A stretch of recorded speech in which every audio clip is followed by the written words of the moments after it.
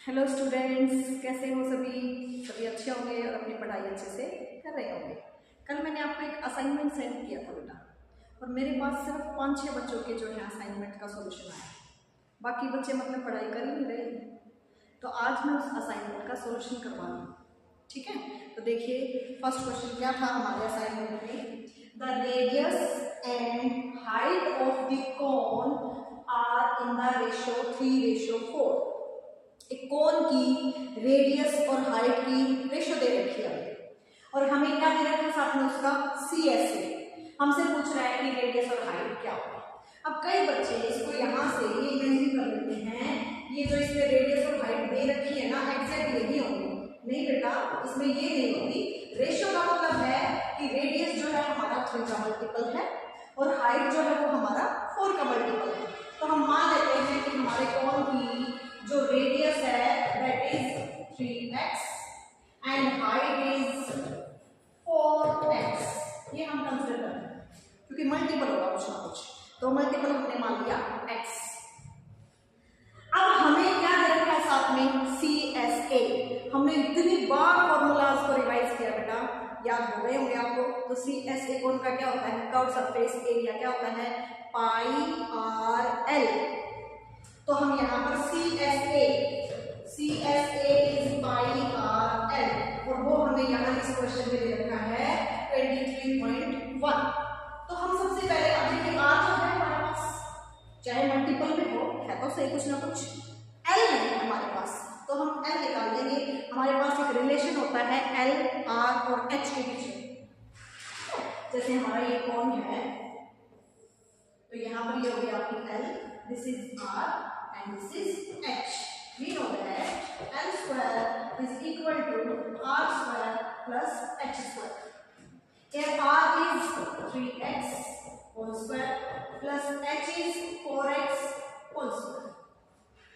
Then we have l square is equal to 9x square plus 16x square, that is 25x square. ये l square है, लेकिन हमें चाहिए l, तो l की वैल्यू कितनी हो जाएगी बेटा? 5x। l की वैल्यू भी हमारे पास एक मल्टीपल में आ गई, दैट इज 5x। हमारा मेन टारगेट यहाँ पर ये है कि हमें x पता चल जाए। अगर तो x की वैल्यू हम रख लेंगे, तो जो लास्ट में लाइन लिखी हुई है ना, find the radius and height of the cone, x की वैल्यू अगर हम रख देंगे तो रेडियस की वैल्यू आ जाएगी और हाइट की वैल्यू आ जाएगी। l आ गई हमारे पास। अब आ जाते हैं यहाँ, क्योंकि हमें कर्व सरफेस एरिया गिवन है πr_l, तो हम यहाँ पर रखेंगे πr_l को हम रख देंगे इसके इक्वल 23.1। क्लियर हो रहा होगा स्टूडेंट्स? मैंने कलर चेंज किया है, इसमें स्पेस कम है, लेकिन आगे के क्वेश्चंस में आपको स्पेस नीचे मिलेगा, आसानी से क्वेश्चन सॉल्व हो जाएगा, ठीक है? तो पाई की value 22/7, r is 3x, l is 5x equal to 23.1। यहाँ से 15x square is equal to 231/10। Decimal हटा के हम नीचे 10 कर देते हैं, और ये जो 22/7 है इधर आकर के हो जाएगा 7/22। 11 से कट हो रही है, 11 से 2, 11 से 2, 15 भी इधर आकर के डिवाइड हो जाएगा, तो x स्क्वायर की वैल्यू बेटा हमारे पास आ जाएगी 49/100। And then we get x is equal to 49 का स्क्वायर रूट 7, 100 का स्क्वायर रूट 10, तो x की वैल्यू आ गई हमारे पास 7/10। x आ गया हमारे पास। अब हमें पता करना था हाइट और रेडियस, तो यहाँ पर x की वैल्यू रख देंगे 7/10, इधर भी x की वैल्यू रख देंगे 7/10। 4 7 जा 28/10, this is 3 7 जा 21/10, or you can write it 2.8 and 2.1। तो ये आ जाएगी हमारी रेडियस आ गई 2.1, हाइट आ गई 2.8।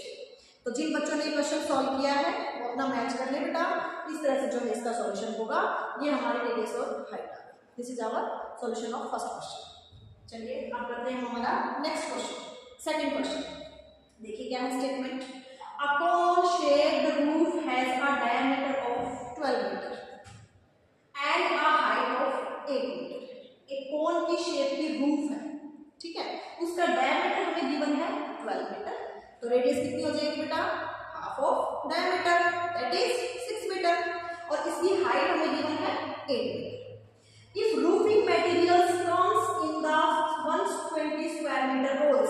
जो उसकी रूफिंग में मटेरियल लगा है ना वो कितने रोल्स का है, 120 स्क्वायर मीटर रोल्स।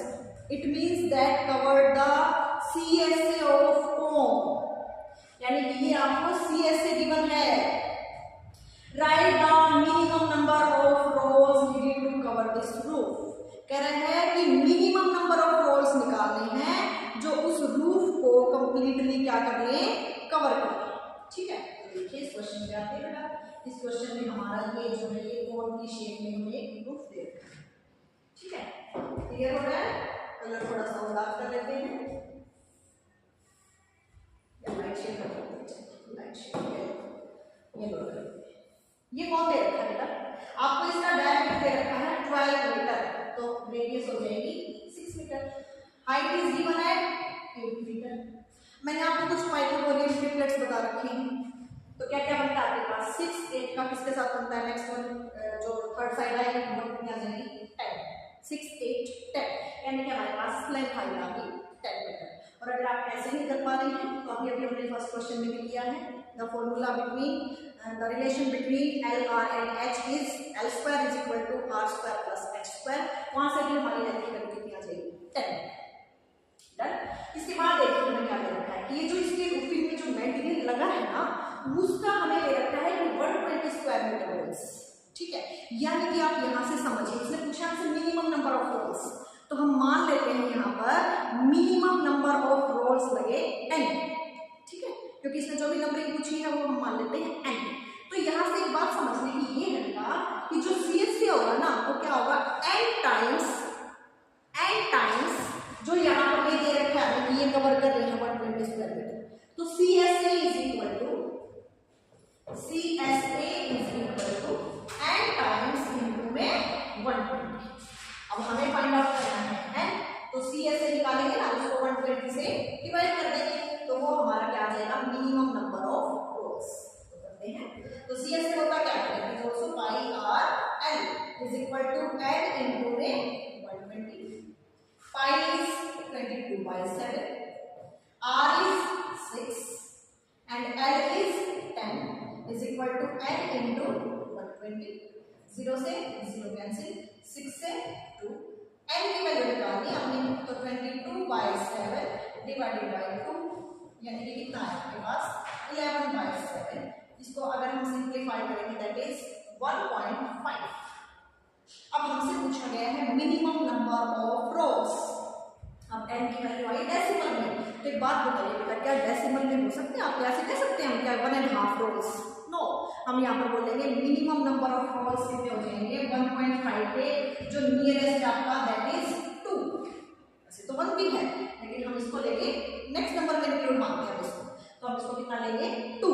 तो मिनिमम नंबर ऑफ रोल्स कितने आ जाएंगे बेटा? 2। This is the solution of question 2। Clear हो रहा है? First question, second question. चलिए अब बढ़ते हैं हमारे थर्ड क्वेश्चन की तरफ। थर्ड क्वेश्चन में देखिए क्या है बेटा? थर्ड क्वेश्चन,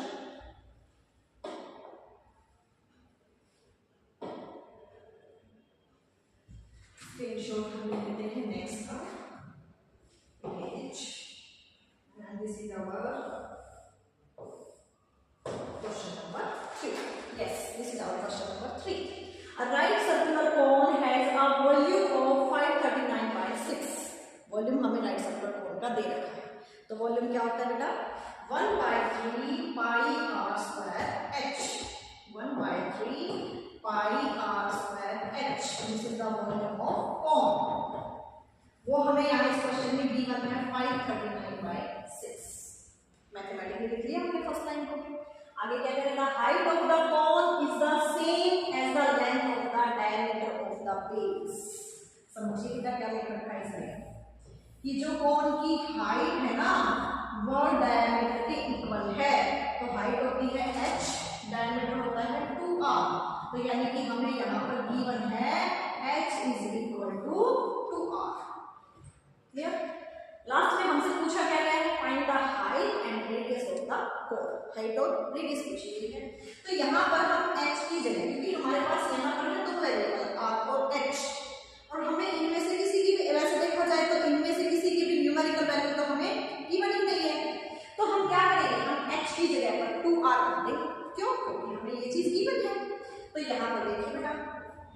2 हो रहा है जो 3 2 6, पाई की value 22/7, r square h is 2r equal to 539/2, r square into r cube, और जो बाकी टर्म्स हैं उनको उधर जो है शिफ्ट कर देते हैं, जो इधर न्यूमरेटर में है वो डिनोमिनेटर में आ जाएंगे 22 इंटू 2, और जो डिनोमिनेटर में इधर 7 है वो उधर न्यूमरेटर में चला जाएगा।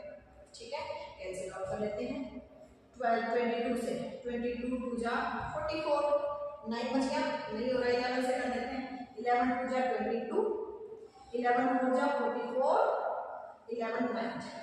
अब बेटा देखिए यहाँ से आप क्लियर कर पा रहे हैं, 49 is 7 into 7, that is also 7, and 2 is also 3 times, 2 into 2 into 2, and here r cube, तो r की वैल्यू हमारे पास यहाँ से कितनी आ जाएगी बेटा 7/2, r की वैल्यू 7/2, क्योंकि क्यूब रूट लेंगे तो 3 टाइम्स 7 है, 3 टाइम्स 2 है, क्यूब रूट लेने में 1 टाइम बचेगा आपके पास। अब हमसे पूछा क्या गया था, रेडियस भी पूछी गई थी और साथ में हाइट भी पूछी गई थी, तो रेडियस तो आ गई हमारी 7/2। अब क्योंकि हमें स्टार्टिंग में ही दे रखा था क्वेश्चन में कि हाइट जो है ना वो डबल है रेडियस की, या ये कह लो हाइट जो है वो डायमीटर के इक्वल दे रखा था, तो हमने यहाँ पर जो है रेडियस की वैल्यू कर देनी है, r is 7/2, तो h कितना आ जाएगा हमारा 7 मीटर, रेडियस आ गई 7/2 metre and height is 7 metre. तो ये था बेटा आपका क्वेश्चन नंबर 3। क्लियर हो गया? चलिए पढ़ते हैं हमारे नेक्स्ट क्वेश्चन, क्वेश्चन नंबर 4 की तरफ। क्वेश्चन नंबर 4,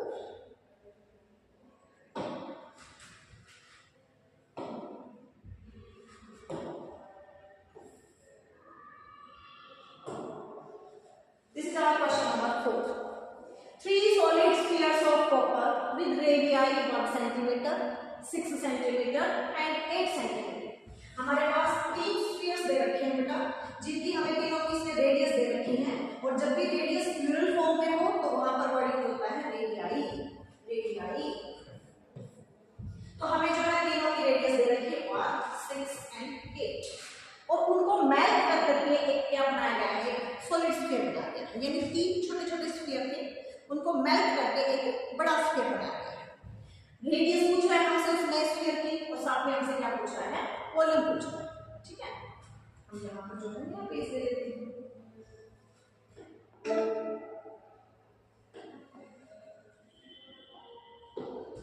यस, ठीक है, तो वॉल्यूम पूछ रहा है हमसे।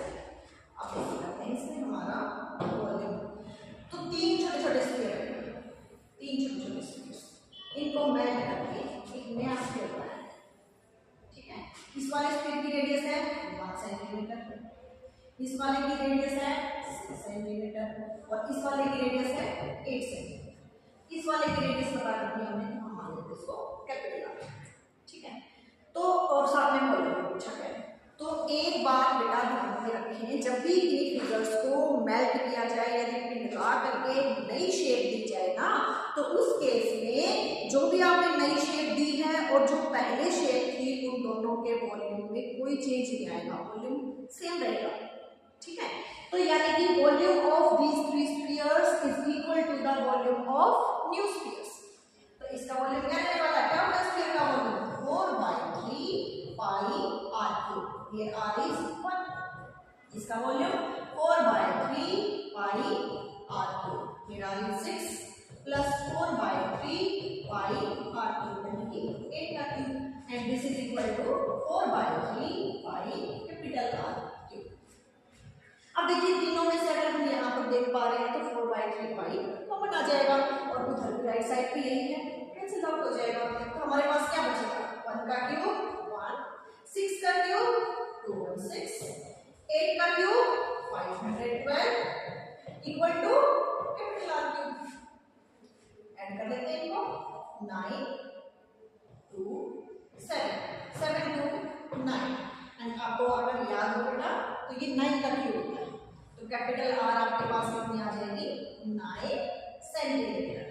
Our unit in the question is centimetre, तो R की वैल्यू आ जाएगी 9 सेंटीमीटर।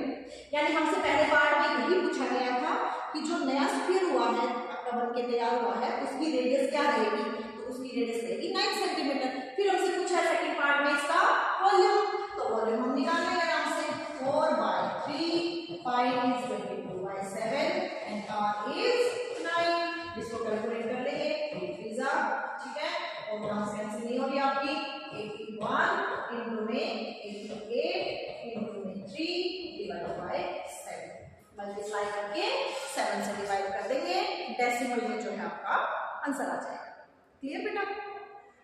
तो ये हमारे पास था क्वेश्चन नंबर 4। चलिए चलते हैं हमारे नेक्स्ट क्वेश्चन की तरफ, question number 5। Question number 5,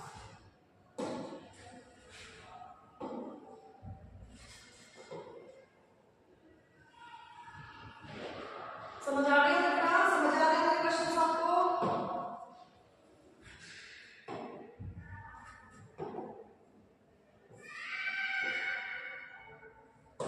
this is our question number 5. The radius of a spherical balloon increases from 7 centimeter to 14 centimeter. एक spherical balloon है, उसकी रेडियस में इंक्रीमेंट होता जा रहा है। कैसे? जैसे जैसे उसके अंदर एयर को हम पंप कर रहे हैं, ठीक है, air is being pumped into it.